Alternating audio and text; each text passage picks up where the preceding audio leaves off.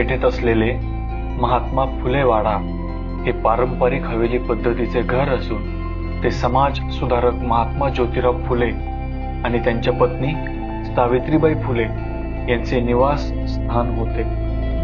स्त्रियांच्या शिक्षणाच्या आद्यप्रवर्तकांचे हे आता स्मारक आहे आणि लोकांसाठी ते विनामूल्य खुले आहे।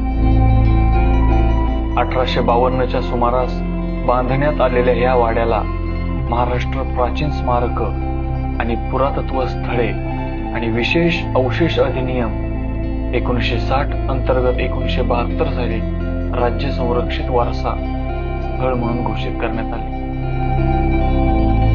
पुणे महानगरपालिकेतर्फे प्रथम श्रेणी ऐतिहासिक वास्तू म्हणूनही प्रमाणित केले गेले आहे। महाराष्ट्र सरकारच्या राज्य पुरातत्व विभागाकडून या दगडी वास्तूची देखभाल केली गेली।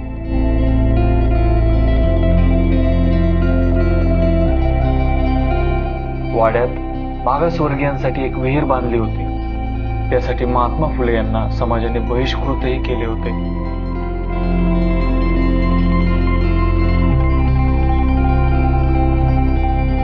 सोमवार वगळता सर्व दिवशी सकाळी 10:30 ते सायंकाळी 5:30 या वेळेत वाडा आणि स्मारक सर्वांसाठी खुले आहे।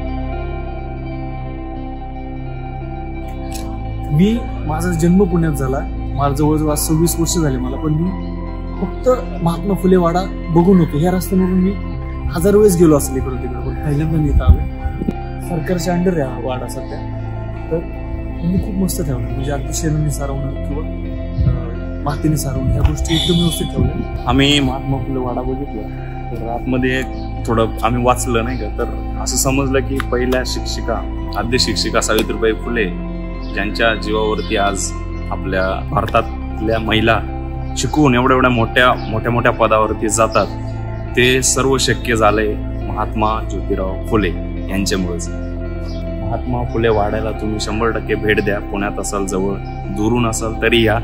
इथे काही फी वगैरे काही नाही, पार्किंगला सोय आहे। तुम्ही या आणि वाडा बघा आणि महात्मा फुलेंचं पुस्तक वाचा।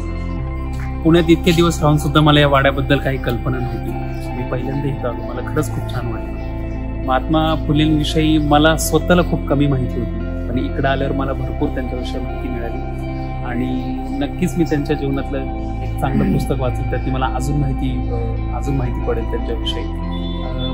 इथं आल्यावर त्यांची विहीर, त्यांच्या घरातले ते काही पोस्टर, ती माहिती, त्यातनं मला बरेच माहिती मिळाली। सावित्रीबाई फुले शाळेत जात असताना त्यांच्यावर जमावाने केलेले हल्ले वगैरे ह्या सुद्धा गोष्टींबद्दल मला माहिती मिळाली। ते सगळं ऐकून खूपच मला त्यांच्याविषयी आदर वाटतोय आणि बऱ्याच काही गोष्टींनी नसताना सुद्धा इतकं मोठं कार्य घडून आणणं ही खरंच खूप मोठी गोष्ट आहे। आणि आजही मला असं वाटतं की समाजामध्ये अशा मोठ्या क्रांतीची गरज आहे। मला असं वाटतं की तुम्ही इकडे येऊन एकदा जरूर नक्की भेट द्यावी।